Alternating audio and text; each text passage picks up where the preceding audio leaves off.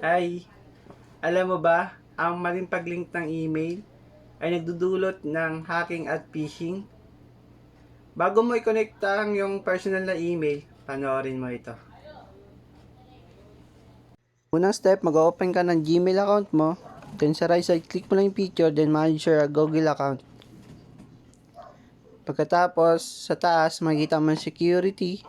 I-click mo lang yun. Pagkatapos nyan, i-scroll down mo lang yan.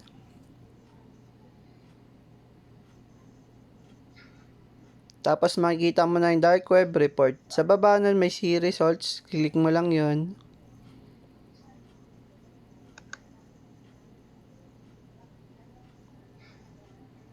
Tapos makikita mo yung your monitoring the dark web. Click mo lang yung view all results. Tapos makikita mo na yung results. So nagka-data breach yung dati kong pinagkoconnectan ng Wattpad sa PSAP.